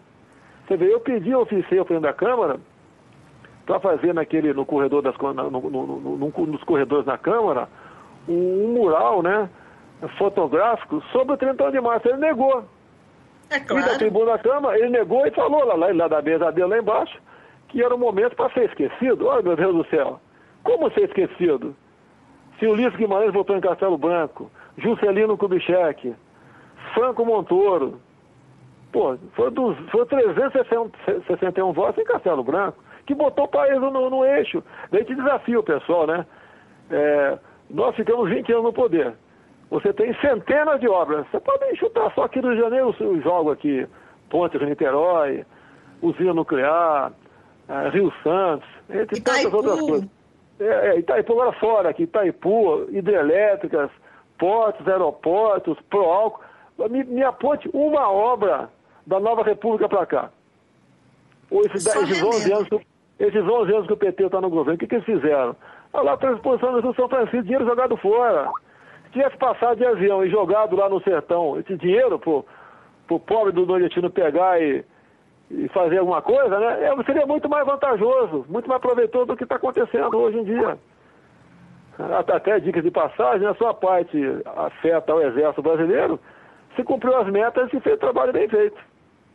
Agora, mas essa é a única parte bem feita e concluída, né? E agora, basicamente, tem que começar tudo do zero. E outra coisa, o Rio São Francisco vai ter água a vida toda para jogar lá para cima e dar para aquele povo todo? Não seria mais producente se fazer uma política de planejamento familiar em nosso país? Você pode ver, lamentavelmente, os deputados me dizem, né, em especial do Nordeste, que não se encontra mais uma roça de mandioca lá por cima. Todo mundo vive de Bolsa Família. Você não vê mais jegue por lá, que era tão comum. Agora o cara deixa o cartão de Bolsa Família na concessionária e tem uma moto. Beleza. Ou tem aquele conglomerado de pessoas onde o mais velho ali, o mais forte, decide para menino de 14, 15 anos para ter um filho. Missão, vai ter um filho. Que vai ganhar Bolsa Carinhoso, mais R$70 por filho, vai ter auxílio natalidade, vai dar para trocar a televisão. vive disso. E estudar, não estudam. Por quê? Eles não são estimulados a estudar. Essa cascata que tem que ir na escola é mentira. Até porque que tem muita diretora e professora que dá presença, porque sabe que a pessoa ela vai morrer de fome se não der presença. É mentira. Pois é, tudo nós comprado, nós estamos agora no recorde, né? No mundo todo, nós estamos em 8º lugar na população adulta analfabeta. E olha só, analfabeto. Esse governo considera quem escreve o nome dele como alfabetizado. Então, se bobear, nós estamos em primeiro lugar. Pois é, fora os analfabetos funcionais, né? Que é uma maioria, assim, esmagadora, né? Não lê um parágrafo, quando passa por segundo, não sabe mais que leu anteriormente. Não entende o texto que leu, né? Mas, deputado, tem duas pessoas aqui me fazendo uma pergunta, que são similares também. O Mauro Ricardo Rampazzo, que é um ouvinte nosso, que sempre acompanha os programas, ele está perguntando se o senhor sabe dizer qual é a posição dos militares diante dessa bagunça comunista que está acontecendo no Brasil. E o José Roosevelt, que também é outro ouvinte nosso, perguntando se as Forças Armadas estão orientadas nesse sentido. Tem mais outras perguntas que eu faço depois. Eu entendo das Forças Armadas, não só o militar da ativa, como o da reserva, quem sabe o que está acontecendo. Agora, todos nós, seres humanos, temos um limite. Você pode ter certeza de uma coisa, né? O governo, se você abrir qualquer jornal, muitos jornais do Brasil, quase que diariamente as Forças Armadas são massacradas. Como que torturaram, sequestraram, etc, etc. Então, os pobres presos políticos que queriam democracia, mas é mentira. Agora, você pode dizer, nós somos aí o último obstáculo para a imposição de uma ditadura ou do socialismo no nosso país. Por isso esse ataque diuturno em cima das Forças Armadas. E quando se fala em oposição, o PSDB ajudou a aprovar a Comissão da Verdade. Você vê agora essa figura, Fernando Henrique Cardoso, apoiando proposta para liberar maconha no país. Realmente é difícil. Agora, fique tranquilo que... Agora, as Forças Armadas, que vem acontecendo aí, o Graça, aí, o Mauro e o José, na questão das Forças Armadas, as evasões de oficiais, né, porque de praça não tem como acompanhar, a de oficiais é publicada no Diário Oficial da União, é assustador. O ano retrasado foram 249 capitães e tenentes que foram embora. Eu tenho acompanhado isso também. Eu não fechei a conta, mas está em torno de 260. Esse número de 250, né, é maior do que o efetivo juntos da Academia da Força Aérea ou da Escola Naval. É quase, praticamente, metade de um efetivo formado pela Academia Militar das Agulhas Negras, até pela questão salarial. Quando você vai para o médico, você pega os médicos do Exército, né, os temporários, são caçados a laço. Tá ok? Para prestar o serviço militar obrigatório. Eles vão ali como segundo tenente, ganhando aí brutos R$7.500 por mês, dá 6 mil líquido, enquanto que um médico cubano, ou melhor, alguém de branco de Cuba, né, fantasiado de médico, ganha 10 mil limpo. Se bem que eu sei que ele não ganha isso, 9 mil vai lá para o ditador Fidel Castro. É verdade. E fica com ele aqui. Já vi prefeito reclamando que tem que complementar por fora um dinheirinho para o médico poder sobreviver, porque a prefeitura é obrigada a dar alimentação e a casa, né, para ele morar, né? E ele fica com mais ou menos R$1.000 aqui. Não dá para ele levar a vida dele. Fica difícil, tem que comprar uma roupa, um desodorante, etc. Se bem que em Cuba não tem isso, né? Mas aqui, para atender o nosso povo, pô, tem que ter isso aí. Então tem prefeito reclamando que tem que dar um dinheiro por fora. Faz tudo para aquele canalha chamado Fidel Castro. Tão amado por Dilma Rousseff, por Lula, por Frank Martins, por José Disseu, por José Genuíno e outras dezenas de parlamentares de esquerda que tem lá na Câmara, pô. Pois é, e o pior é que esse dinheiro, de fato, vai para o bolso deles. Eu acho que foi em março, talvez um pouco depois, eu escrevi um artigo a respeito disso e eu peguei um documento, uma planilha feita pelo próprio Ministério da Saúde, desse convênio. E falava que da quantia total daquele dinheiro era dividida uma parte para uma organização que trouxe essas pessoas para cá, outra era para passagens, outra era para hospedagem, não sei o quê, e a outra que iria para Cuba. A de Cuba fala em pessoa física, não é pessoa, deveria ser pessoa jurídica. Então, se é pessoa física, é para eles. Isso é parecido com esse tráfico de mulheres para a prostituição para fora do Brasil, é parecido, né? Chegando lá, ela aqui tem uma promessa aqui, você vai ganhar $10 mil por mês. Chegando lá, ela começa com uma dívida monstro, não sai nunca daquela dívida. É uma Pois questão é. desses cubanos que estão aqui. Pois é. E esse pessoal fala em democracia, fala em militar torturador, você pode ver. Quando fala em militar torturador, na Segunda Guerra Mundial, eu gosto de falar fato concreto, né? Qual tropa que o alemão priorizava, tivesse que se render, se rendia? Aos militares da Força Expedicionária Brasileira, porque nós sempre tratamos essas pessoas com dignidade. E assim foi a maioria tratada aqui. Agora, qualquer vagabundo hoje em dia aprendeu com o PT, né? Preso, ele diz que foi torturado para tentar se vitimizar. É torturado barbaramente. Ah, Não é só torturado, torturado barbaramente. Isso já era um chavão. Eu me lembro de ter ouvido, certa vez, o Mário Lago, que era do PCB, não era comunistão, ele disse que isso era uma norma que circulava entre todos eles, que quando saísse da prisão dissesse que tinha sido torturado barbaramente. Sim, para comover. Isso busca compaixão. Pois é. Buscar voto. Não só dentro do país, como fora, né? Essas Anistia Internacional, essas 1000 ONGs que defendem essas pessoas, não é? Isso comove e cria movimentos e abaixo-assinados e não sei mais o que, não é? Quer ver, né? A Dilma Rousseff fala muito num tal de Beto, que é um desaparecido político, né? Virou vagabundo, vira desaparecido político. Esse canalha tem uma foto em Havana, num pier, sorrindo. Pô, quem, de 63 a foto, quem em 63 passeava em Cuba? Só quem fosse gente deles, pô. Pois então estava lá, como muitos aqui fizeram, né? Curso de guerrilha, de explosivo, de sabotagem, de tortura em Cuba. Depois vinham para cá impor o terror aqui. Aliciava um montão de garoto idiota útil, esses coitados, né? De faculdades, e levava para a guerrilha. E o cara, uma vez entrando na guerrilha, só tinha um caminho, né? Ou a vitória ou a morte. Quantos no Araguaia eles não mataram e depois acusaram que foram mortos por nós? E muitos até morreram por doenças tropicais, picada de cobra, comido por onça, botavam tudo na nossa conta. E todos aqueles indesejados para eles, né, como o Pedro Albuquerque e a Ana Cristina seria feito isso, né, no Araguaia, estão vivos até hoje, não falam, ficam quietos. A esquerda não usa eles como bandeira porque, se citar o nome deles, eles não devem ter a resposta que eles querem desses dois. Eles foram, o Pedro Albuquerque e a Ana Cristina, cearenses, eles foram aliciados para a guerrilha. Então o que aconteceu? A Ana Cristina acabou engravidando e a lei lá da selva dele é o seguinte: mulher grávida tem que abortar. E a Ana Cristina não quis abortar. Daí falou com o marido: eu vou fugir, eu vou desertar. Marido não, companheiro, né? Daí ele falou: eu vou contigo, porque se eu ficar aqui eu vou ser morto. E fugiram os dois. Daí eles foram presos lá em Fortaleza e colaboraram acertadamente para desbaratar a guerrilha do Araguaia. Se nós tivéssemos tido complacência com a guerrilha do Araguaia, hoje teríamos no coração do Brasil, sei lá, a Farc. Pois é, a FARB, né? Seria a FARB. Teríamos a FARB aqui no Brasil, com toda certeza, né? Porque esse pessoal não foi para lá fugindo de nada. O povo vivia em paz, em ordem. A ditadura existia, sim, para vagabundo, para bandido, para terrorista, para comunista, para ladrões de liberdade. É isso que para isso. Eu concordo com a esquerda que foi um momento de ditadura no Brasil para vagabundos. O povo ordeiro, você pode ver, se tiver algum garoto nos ouvindo aí, ou pergunta como é que ele namorava a vovó naquele tempo.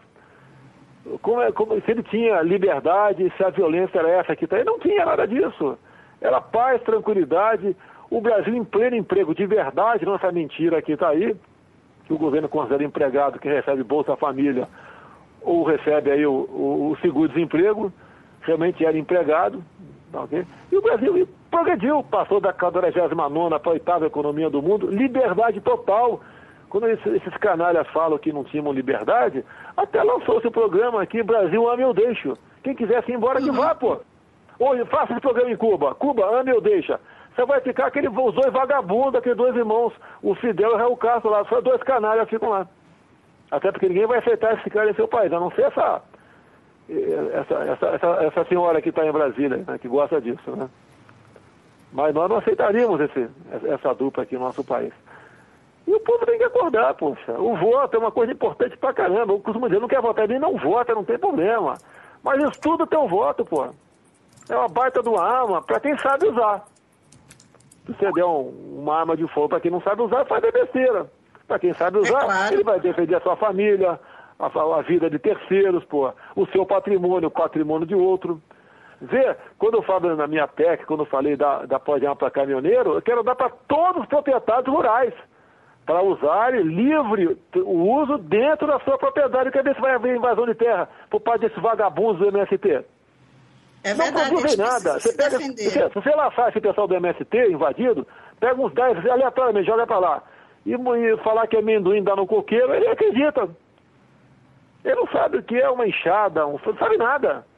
Não sabe nada. Tá? Ele quer invadir para criar o caos, né? Criar ali, fazer seu terrorismo, pegar seu lote, revender e voltar nas fileiras do MST para ganhar outro lote lá na frente. É um negócio. Pois é, a gente não vê, muita gente já recebeu terra, não é? Esses anos todos já foi dado terra a muita gente, mas não se vê nenhuma produção deles, não é, deputado? O Graça, eu em 79 e 80, eu plantei 30 hectares de arroz, lá em Mato Grosso do Sul. Eu, um subtenente e um sargento do Exército. A barra é pesada, rebolamos para ficar no 0 a 0. Você não tem como uma pessoa, até tem que seja um lavrador, você dá 2, 3 hectares para ele, para plantar o quê? Esse hectare tem que estar perto do local consumidor. Uhum. Tá? Se você vai longe, ele vai ter que ter o frete para o local consumidor. Lá, como ele é pobre, ele não tem o maquinário para lavrar a sua terra. Ele não tem maquinário para pulverizar, para cortar, para ensacar, para secar. Não tem, ele vai depender tudo de terceiro. Não tem como o que ele produzir dar um lucro para ele. E ninguém, com todo o respeito, né, com o agronegócio no nosso país, pô, a questão do cultivo da terra tem que ficar para grandes empresas. É verdade, que tem toda uma infraestrutura que possa produzir bem, não é? É a mesma coisa que eu chegar para... Ele fala que isso é emprego, né? Eu chegar para as donas de casa do Brasil agora, olha, nós vamos aqui abolir a máquina de lavar roupa para voltar aí a lavadeira, né, de barranca de rio, para não desempregar as mulheres do nosso país. É a mesma coisa que eu falar isso aí. Abaixo a máquina de lavar roupa. Okay? Abaixo as coletadeiras de cana, pô, de milho, de feijão, vamos colher no braço. É o que o pessoal faria, teoricamente, e esse pessoal do MST, mas não faz. É apenas o oba-oba. E é uma entidade de criminosos, okay, bancada com dinheiro público. Pois é. Você pode ver a questão de Eldorado dos Carajás. Ah, massacre. Por quem vê as imagens, se o policial militar não atira, eles morreriam. Seriam trucidados. Eu vi o vídeo. Eu vi, eles estavam armados, né? No meio aparece um cara atirando para cima, instigando. Agora, quando tem que se prender aí os líderes do MST, tá lá o coronel Pantoja, preso. Tá o coronel lá que estava lá na operação preso. Pois é. Tá vivo num terror. E a pressão agora, o que acontece? O PT faz sua parte, vamos até entender que faz. Agora a mídia só dá espaço para eles. Quem é Doris Sting? Quem é essa mulher? Santa. Ela patrocinava o que lá? Pouca gente sabe. Ela patrocinava o quê? O MST, não é? Ela patrocinava o MST. Os guerrilheiros, os terroristas, patrocinava isso. Como a gente vê, infelizmente, alguns expoentes da Igreja Católica fazendo a mesma coisa. Aqui você vê Frei Beto, essas figuras aí que tem espaço na mídia para pregar ódio. Até contra Deus eles pregam o tempo todo. Pois é, mas isso daí é infiltração comunista. Isso daí é infiltração comunista na igreja, não é? A igreja não é isso. Não, a massa não é. A massa dos padres, a preocupação é realmente com o bem do próximo, é levar a mensagem de conforto. Isso é massa. Mas quem aparece é a minoria. Agora a igreja não toma providência contra eles. Tem que tomar providência. Igual esse juiz em Brasília, um tal de Frederico não sei do que, o caboclo estava levando lá 30 papelós de maconha no estômago, preso lá na Papuda, né? Estava levando pra gente lá de dentro, e o juiz absolve o cara, fala que a maconha é uma droga aí recreativa. Pois é, a gente comentou isso aqui na rádio, um absurdo, porque ele, o preso, o camarada que foi preso, diga isso, né? Tudo bem, mas um juiz absolveu um traficante que estava levando droga para dentro da penitenciária, isso é um absurdo. O Tribunal de Justiça lá do DF já reformou essa sentença, né? Mas está na cara que esse juiz está se cacifando junto ao governo. Com certeza, com certeza. Para ser lembrado, para ser indicado para alguma coisa. É igual aqui no Rio, tem o Vadir da Amor aqui. Pô, é uma pessoa que só escreve besteira nos jornais, só prega o ódio contra a militar das Forças Armadas, contra os militares da segurança pública, contra a família, é o tempo todo, e tem espaço no jornal. Só para pregar. Agora, a imprensa tem que ver isso daí, é liberdade. Por cima mostra outro lado, pô. Pois é, só mostra um lado, né? Eles dão liberdade e falam em pluralidade, mas pluralidade para eles significa muita gente, não diversidade de pensamento, né? Você pode ver, quando a Xuxa Meneghel foi na Câmara, juntamente com a Rainha Silvia da Suécia, para lançar aquele projeto da Lei das Palmadas, foi em 2010, eu fui o único no salão lá, em especial, a falar contra, levei vai, certo? Não ganhei uma linha em jornal nenhum também. É aquela proposta, você já discutiu, a Lei das Palmadas, né? Não bate, eduque. Ou seja, a segunda vez que um pai ou uma mãe for obrigado a dar uma palmada na bunda do teu filho, porque ele não tem como na conversa ser demovido daquele comportamento inaceitável, a pena para o pai, para a mãe, afastamento do lar. Ela fica 3 meses afastada. Dona Maria, a senhora vai morar na casa da tua mãe por 3 meses, teu marido fica em casa, vai vir uma assistente social aqui, para ensinar para o teu marido como é que se educa uma criança. Ou chega para o pai e fala, ó, tu desaparece daqui, se vira, tá, e vem para cá alguém do conselho tutelar para ensinar o teu filho como proceder. É isso daí. E mas essa proposta é do Lula, ele que assinou, do presidente da República. A proposta anterior da Maria do Rosário, que era deputada, previa, inclusive, um cartão 0800 para os filhos a partir de 6 anos de idade denunciar os pais. Que loucura, essa parte daí eu não sabia, não.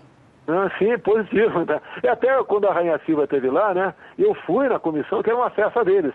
Eu entrei lá, fui vaiado, metade ficou de costas, mas eu falei uns 10 minutos, está no YouTube isso aí. Eu até perguntei para a Silva, aqui se eu pegar o meu filho de 17 anos e dar um tapa na bunda dele, porque ele tem que levar um tapa na bunda, eu sou condenado a afastamento do lar. E na Suécia? Morando penal a partir de que idade? A partir de 15 anos. Vai pra cadeia. Agora, um moleque de 14 anos lá, eles querem agora mudar essa Lei das Palmadas que tem lá, né? Que começou em 79. Eles estão na segunda geração sem freio. Agora, uma má notícia que pouca gente sabe. Proporcionalmente, o maior número de estupros no mundo existe exatamente na Suécia. Por causa da Lei das Palmadas, que o moleque cresce podendo fazer tudo. Chuta a canela do pai, cospe na cara do professor. Desconhecendo completamente o que é respeito, né? Não sei, exatamente. O homem, a criança, todos nós, só respeitamos o que tememos. Se não tiver uma punição para cada um de nós, né? Você, às vezes, ultrapassa os seus limites. E sabendo que a punição segura, como a religião segura. O pessoal gosta de criticar muito o evangelho. Eu até sou muito simpático aqui. Nós temos agora uma eleição para presidente, né? Eu acho que o nosso alvo é o mesmo. Aquela senhora, se Deus quiser, não vai ficar mais 4 anos um país maravilhoso, com um povo tão bom como o nosso, né? E daí eu estava falando lá dos candidatos do outro lado. Um que eu sou bastante simpático é o pastor Everaldo, do PSC. Sou simpático a ele, conheço ele, converso com ele. E daí eu estava agora no Vado Ribeira, que é minha família de lá, em São Paulo, né? E conversando com o pessoal, e quando entrou nessa conversa aí do pastor Marco, ou melhor, do pastor Everaldo, que eu falei, talvez eu vote nele. Daí o pessoal falou, mas ele é pastor? Mas peraí, o crime dele é porque é pastor? Se ele fosse maconheiro, homossexual, ladrão, mensaleiro, seja lá o que for, não tem problema nenhum. Porque é pastor, você já fechou a guarda e não vota nele. O crime dele é ser pastor? Pois qualquer pessoa nesse país que tem uma religião cristã passa a ser visto com péssimos olhos, né? Passa a ser visto como um criminoso, um bandido, não é? Um depravado, um sei lá o quê, um tarado, né? Porque o pessoal generaliza, porque tem picareta em qualquer lugar, pô. Na nossa família mesmo aparece picareta de vez em quando. Quem não tem um picareta na família? Um tio, um sobrinho, quem não tem? Aparece o picareta, mas não vamos agora pegar a família X e demonizá-la por causa disso daí. Rotular como se fosse uma coisa só, não é? Tá certo. Inclusive, olha só, a Xuxa, nesse lançamento do Projeto das Palmadas, né? Ela pegou e falou o seguinte, com toda a inteligência dela: olha, se isso já fosse lei, aquele casal, eu esqueci o nome, aquele casal que jogou a criança pela janela, que era os Nardoni, né? Sim. Não teria jogado. Olha, santa, pelo amor de Deus. É cada estupidez que a gente tem que ouvir, né? Daí o pessoal bota no YouTube aí aquele videozinho dela com um moleque de 15 anos, tá ok? Ela tinha que ficar nela, pô. Agora tá fazendo propaganda pra quê? Porque é o seguinte, o que interessa para país do primeiro mundo? Quanto pior tiver a nossa educação, se é que dá para piorar, melhor para eles. Que nós temos aqui, o Graça, que você sabe do assunto, nós temos coisas maravilhosas no nosso país. Nossas reservas indígenas lá, né? Lá se tem a biodiversidade, tem minerais, tem água potável, talvez petróleo, os grandes espaços vazios, né? Tem o que o primeiro mundo precisa, o que qualquer ser humano precisa. Então isso que poderia ser solução para o mundo até, acaba sendo problema para nós. Pois é, tem uma leitora nossa aqui, uma ouvinte nossa aqui, a Maria Lúcia Teixeira Lima, ela diz: o Rio de Janeiro era uma maravilha antes da anistia. O senhor concorda? Olha, vamos falar em anistia. Sim, o Brizola, quando chegou aqui, ele impediu que a polícia militar subisse morro. Porque só mete o pé na porta de favelado, não do pessoal da Zona Sul. Pô, não tem nada a ver, pô. Eu desconheço que alguém aqui em prédios da Zona Sul aqui tenha fuzil em casa. Eu não desconheço. Eu tive um debate aqui com tá gravado, eu vou falar porque está gravado. Eu tive um debate aqui era o hospital do Pitanga, né? O marido da Benedito da Silva numa TV aqui pequena, né? Daí ele falando que o tráfico tem que ser combatido, não sei o quê, com inteligência, tem que saber onde é que o traficante tem arma, munição. Eu falei, ô Pitanga, você mora no Morro Chapéu Mangueira. Por que você não dá esse mapa para a polícia ir para lá? Mas eu sou maluco. Ou seja, é aquele papo, né? Da boca para fora. Agora, com a proibição de subir morro, em que tudo passa a ser discriminação, passa a ser racismo, você vê notícia, tem tantos mais, 70% da população carcerária é negra, 30% é branca. Poxa, eu não quero saber quem está preso, se é negro ou está branco, eu quero saber o crime que ele cometeu. Se ele matou, sequestrou, isso tem que estar preso, não interessa a cor da pele dele. Morre mais negro do que branco, parece que o cara quer que mate mais branco. Agora, quem mata mais, é negro ou é branco?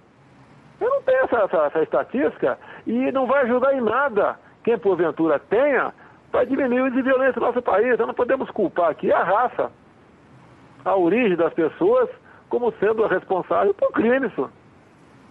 Pois Agora, teremos que ter uma legislação pesada, sim. Eu sou uma pessoa, eu sei que é causa pétrea, né?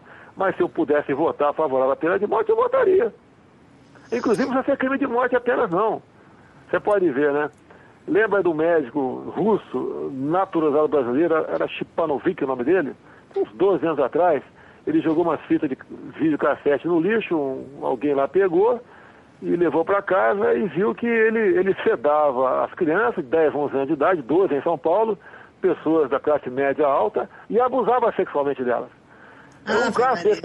Um caso desse para mim, eu só descansaria com esse cara morto.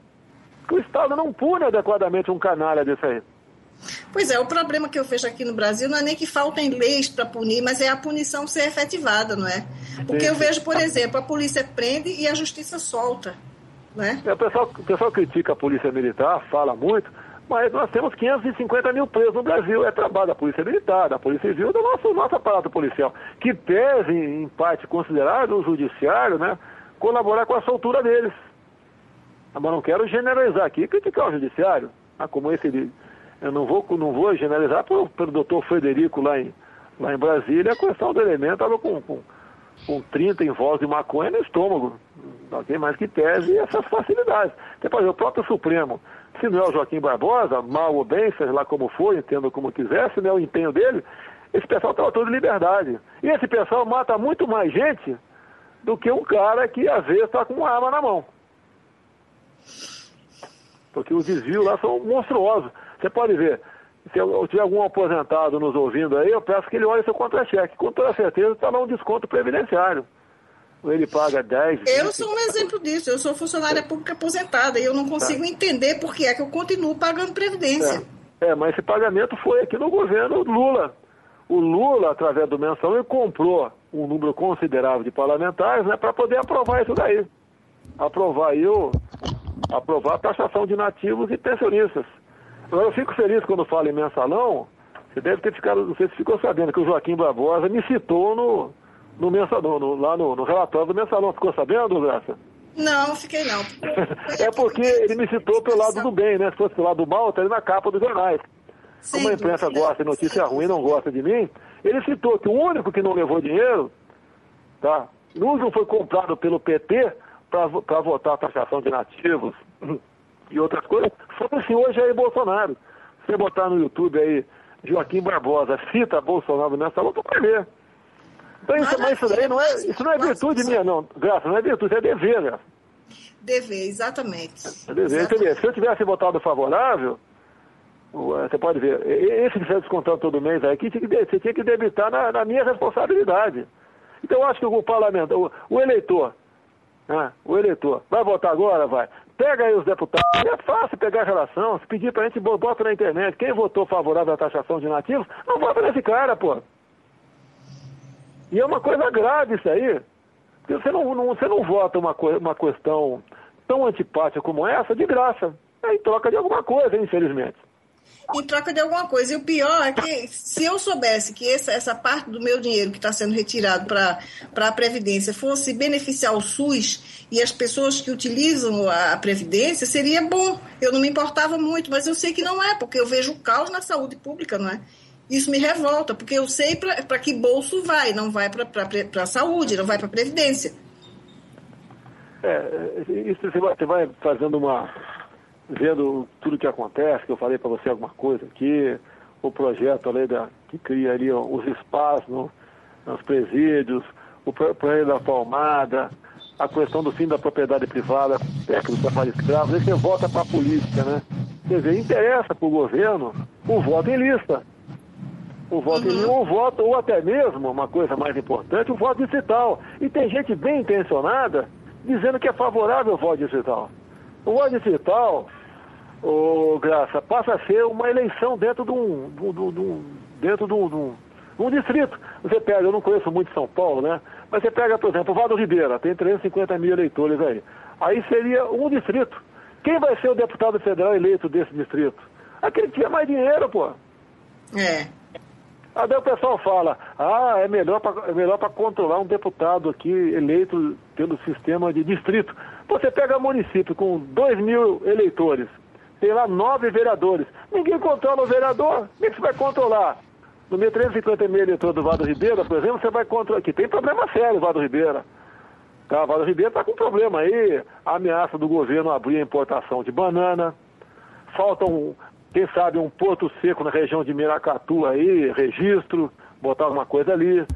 Falta alguma coisa pro Vado Ribeira, dá uma impulsionada aí, que é uma área completamente esquecida. O polícia desce para lá, vai atrás de voto, o que é muito comum aqui em nosso meio, né? Mas sempre falta alguma coisa. Agora, o eleitor, ele tem que entender que o primeiro responsável pela desgraça que está é ele.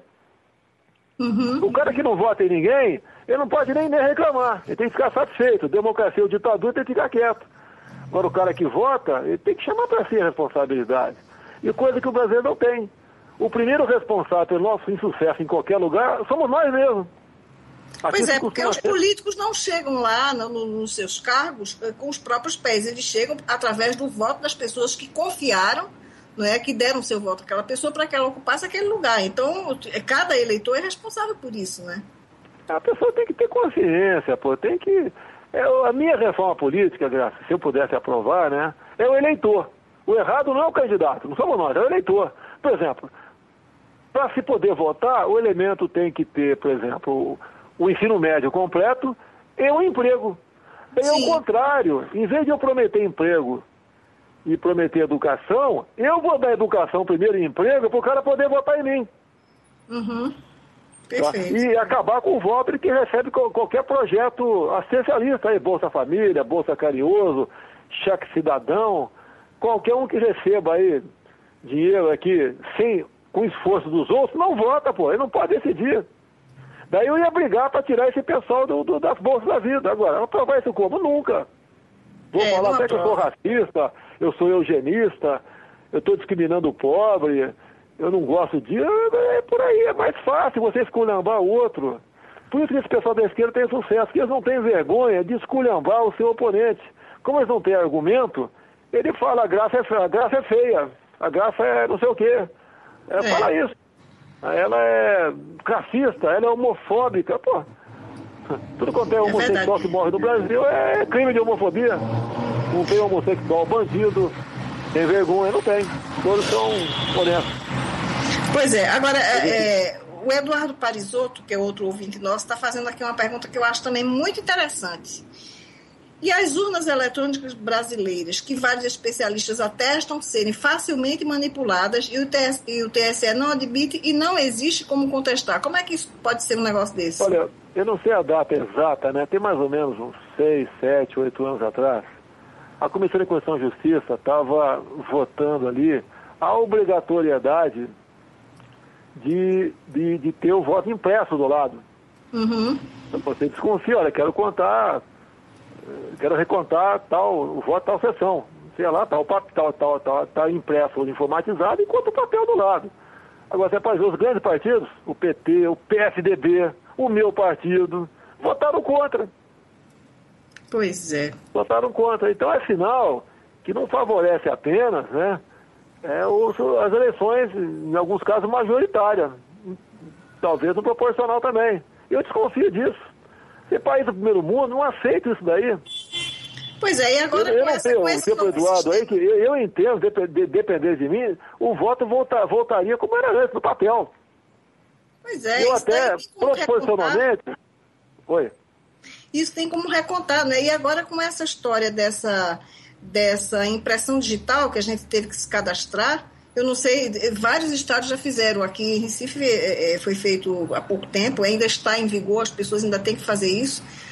E isso daí é o método utilizado na Venezuela de Chávez. A pessoa é identificada pela digital e ali a fraude é absurda. E pior, fica-se sabendo qual foi o voto que a pessoa deu. Sim. E isso foi implantado aqui no Brasil. Quer dizer, a gente copiando mais uma porcaria da Venezuela. Você pode ver, o Capriles na Venezuela, ele perdeu por 1%. Ele não perdeu, não. Não, ele não perdeu. Ele não perdeu. No divulgado, né? No resultado divulgado, sim, ele perdeu. Sim, o resultado divulgado ele perdeu, mas ele não perdeu, foi exatamente o oposto. E todas as eleições de Chávez foram fraudadas e reverteram. O voto que era para o opositor foi dado para ele.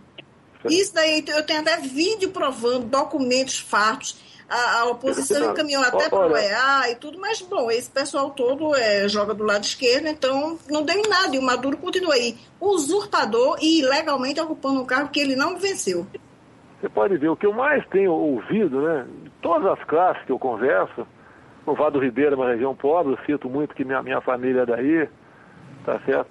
O pessoal não vota no PT, é coisa rara você achar alguém que vai votar no PT. Mas como é que pode, mesmo sabendo que o Nordeste, em cima dos programas de bolsas aí, carrega, né?